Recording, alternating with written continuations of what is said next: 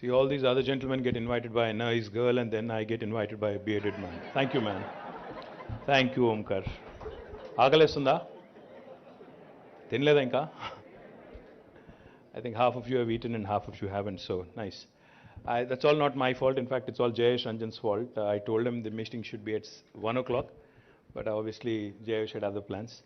So thank you for having us. Thank you very much. Thank you, Omkar. That was a joke, of course. You're a very good-looking man. Thank you, Aparajita. Thank you, Suresh Garu, for having us. Thank you for this wonderful event. Thank you, Krish. And thank you for our visiting friends from Germany. We have a Chris and a Krish. We have two of you on the same podium. Thank you, Chris. Thank you, Dirk. Thank you, Jayesh. Thank you, Amar. And to all the family of ZF. I think what's fabulous is those numbers that were just mentioned. I don't know how many of you know this, but you've just joined a very elite club. You know, Amazon's world's largest campus, world's largest presence in terms of number of employees, is not in the US, is not in Seattle. It is actually in Hyderabad. Now, ZF's largest technology center being in Hyderabad, you've just joined a league with Amazon, so I think the entire family of ZF deserves a huge round of applause. And as Suresh pointed out, that 0 to 70% CAGR is what you said. 70% compounded annual growth rate is stupendous. So going from 0 to 2,900, you know, I think we all dream of our vehicles going from 0 to 114 like 10 seconds and 5 seconds. I think that's the usual, automobile industry parlance. So this is brilliant, what you've done from 0 to 2,900, being the largest technology center. I think covering over 100, supporting over 100 different locations across the world is a brilliant addition. So my compliments to the entire family of ZF. In fact, the conversation started, I'd be remiss not to mention Mamta Chamarthi, who actually facilitated the initial intro, the conversation. Wherever she is, Mamta, thanks to you. What started, as was pointed out, as a small little seedling, with Suresh, you and all others, has today become a huge, gigantic tree. And I'm hopeful, because I just heard Dirk say something which was interesting. I'm going to repeat it. I think it's not going to stop at 2,900. He just mentioned, you're aiming at 5,000, which I think is going to create 2,000 more jobs in Hyderabad. I've just come off another meeting, which was very exciting for me personally, because just this morning, we released our annual performance report of the IT department in Government of Telangana. In fact, it's a fabulous story, what has happened over the last 8 years. Tomorrow we complete 8 years as a new state. 8 years ago when the state was founded, the IT exports were languishing around 57,000 crores of rupees per annum. The previous year, that was 2013-14. When the journey started, it was 57,000 crores of exports and 320,000 people working directly in the IT sector in Hyderabad and in Telangana. But now, if you look at the story after 8 years, what's impressive is not just the growth in terms of exports. What's equally impressive is the number of employees that have been added. From 57,000 crores, today we stand at 1,83,000 crores. We have actually more than tripled. So it's more than a 300% growth, which is stupendous. And I think one of the reasons why that has happened is because of organizations like ZF and the confidence that they have reposed in Hyderabad, in Telangana, and how you went from 0 to 2,900 over the last 5 years. I think you guys have been a significant player in that growth story as well. Likewise, the number of employees was about 320,000 when we started this as our journey as a new state. Now it's at nearly 800,000 employees, so almost 480,000 addition, which is stupendous. And let me also tell you one more thing. Last year, our growth in terms of IT exports was at around 26.14%, while the entire national average is about 17%. So we are growing at about 9% higher than the national average. And let me also tell you, according to NASSCOM, last year in India, across the country, about 450,000 new jobs have been added in IT sector, out of which 150,000 came from Hyderabad. That means 1/3 of the new jobs that have been created last year were created in Hyderabad. Just trying to tell you that this is a fantastic city with a vibrant ecosystem, with more and more opportunities for talented youngsters. I think what's important for us to realize is that government of Telangana has not only focused on the large companies like ZF. We've also invited smaller companies to participate in our mobility cluster. We've also been able to forge very interesting partnerships. I was amazed when I met Dirk recently in Zurich, and of course Suresh in the initial days, to learn about your plans for Hyderabad. You're doing some tremendous stuff from here. You're doing e-mobility, you're working on autonomous driving, you're working on active and passive safety, you're working on a number of cutting edge things which are possibly not immediately relevant for India, but eventually I think we'll get there. Because in India the roads are chaotic, I don't have to tell you. I have to tell you a funny story though. I was looking at the autonomous driving feature here, and I was inquiring with your team if that autonomous vehicle is actually being run in India, because I was a bit scared, just wanting to make sure I don't go in the way of that, right? So they said, no, it's in Rotterdam and in Germany. I said, cool. I remember one thing, about 5 or 6 years ago, when the whole smart city thing was being talked about. There was I'll not name names, of course. There was a multinational company from the US. They had come in.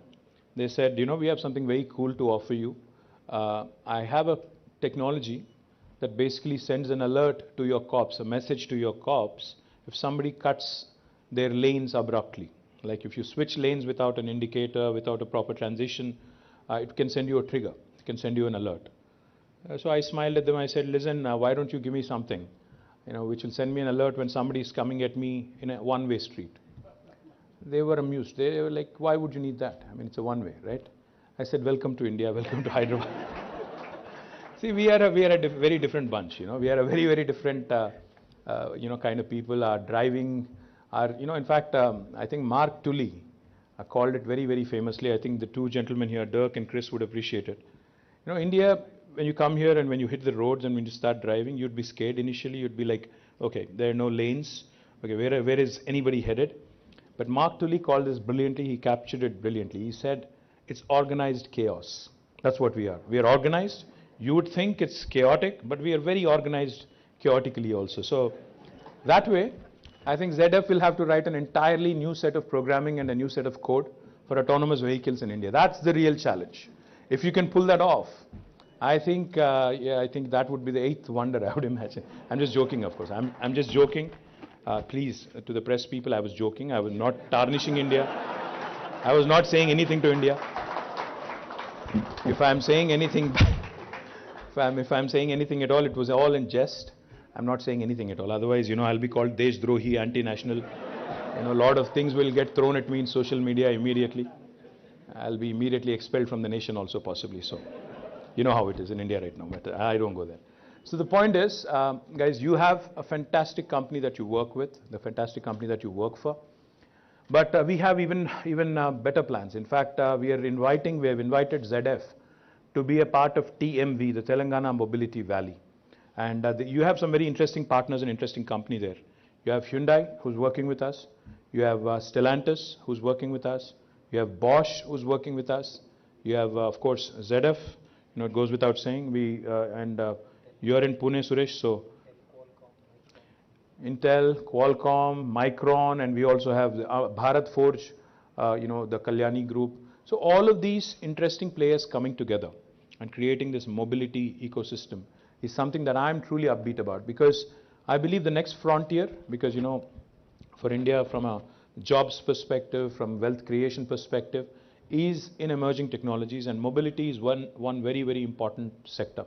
Sustainable mobility, shared mobility, and a bunch of other variants of mobility that people talk about. When I say variant, I'm sure you're all thinking COVID.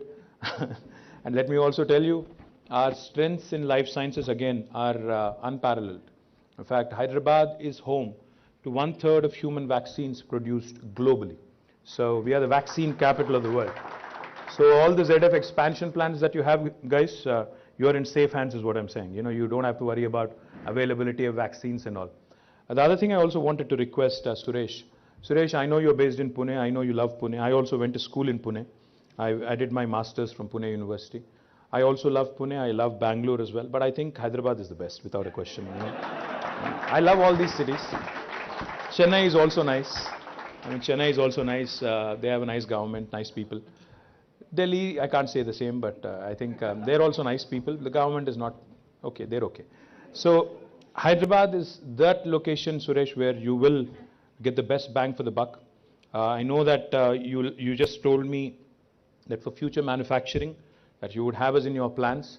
But for that, you have to come here, see us more often. With Krish, you have to talk more often. We have to bring you to our brilliant biryani and brilliant halim here. We have great stuff, by the way, I have to tell you. You'll not get that in Pune, for sure. So all of this is what makes us what we are, a brilliant city. Communal harmony is intact, no nonsense here. No halal, hijab nonsense. We are focused on getting work done. We are focused on business. We are focused on economics, not politics. I think that's important, guys, because it's important for us to realize a country like India cannot afford to have politics supersede economics. If we have to create wealth, if we have to create jobs, if we have to really aspire to be the best in the world, there is no substitute for any government but to focus on economics, wealth creation, job creation, and not nonsensical propaganda alone. Politics can happen every once in 5 years. We can fight, we can let people decide who gets to do what. But the remaining time has to be completely focused on governance, delivering, good governance, and ensuring that we create wealth for the nation. The reason why I say this is because, each and every time I travel. Now, I was in Davos recently. I went to the World Economic Forum. From there, I came to Zurich. I met Dirk there. Then I flew back. I went to London for a day, picked up my family, and then came back here. Each and every time I visit any country abroad, and I'm sure most of you do the same as well, especially after COVID, I'm sure most of you are on that revenge tourism mode, and a lot of you want to travel. Each of you is posting on Instagram about wanderlust. I know all that. So each and every time I visit any other country, I feel really bad. I come back with a mixed bag of emotions. This great country of ours, with amazing talent, amazingly talented people, amazingly talented think force, who has the ability to produce leaders for the rest of the world. We have our own Indian guys running Microsoft, which is not too far from here. We have our own Indian guys running Google, which is also not too far from here, their second largest campus. We have them running IBM. We have them running Twitter. We have them running so many. I think I can count about 52 different large multinational companies which are being currently run by people of Indian origin. Now that is the talent of India which the world admires. But each and every time you go abroad, you see all these amazing people doing amazing things, amazing Indians doing amazing things overseas. Then you come back, you start thinking. I think all of us also need to think. Back in 1987, India and China, in terms of sizes, population sizes, we are almost the same. We were thereabouts. Even now, I think they're possibly 5 or 10% bigger, but we're thereabouts. Back in 1987, 35 years ago, India and China, our GDP was exactly similar, $470 billion. Now, you cut to 35 years later, their economy now is about, their GDP is about 16 trillion. And India is still dreaming, about 5 trillion economy. Where did we miss the bus? What happened? If we were of the same size, we had the same potential, then how is it that in 35 years later, how is it that after 35 years, China is the second largest economy after the United States, and we are still dreaming of that 5 trillion? It's because they got their priorities right. It's because they decided that they will focus on economics. It is because they have decided that they will create wealth for the nation. They will contest and compete with the best in the world. They are not content in competing with India. They decided that they will compete with Germany. They decided that they'll compete with US. They decided that they will compete with the best in the world. And where did we go wrong? We decided that we will compete with Pakistan. We decided that we will be happy competing with Bangladesh and Sri Lanka. And look where we are. Isn't that a brilliant sort of a benchmark to have? If we want to take pride in beating Bangladesh, Pakistan, Sri Lanka, and Afghanistan, then we are doomed. We are never going to be in the first world. We'll always have to go have a holiday elsewhere and not in India. That's an unfortunate reality. So therefore, that's why I say politics can wait. Economics has to take center stage. India has to go bold, at least for the next 1 decade or 2 decades, and aspire to get right up there, compete with the best in the world. And then we can do lots of other things, lots of other nonsense, which I'm sure they're doing in Germany as well. A lot of right-wingers, left-wingers fighting each other. All that can go on forever. So my humble appeal to all of you, focus on job creation, focus on doing more cool stuff from ZF Hyderabad. In fact, we should have more and more Germans coming here to learn from you, Indian guys, on how to do the best engineering, for their automobiles. I think German engineering is world class. We all know that. The Beamers, the Mercs, and every other product that we love in India as well and across the world as well are all German. Their engineering prowess is well known. But let's compete. Let's actually create new benchmarks from this ZF facility in Hyderabad so that not only Dirk and Chris, but the entire ZF team will come here, learn from you guys and appreciate you for your talent. So all the very best. Thank you. Jai Telangana.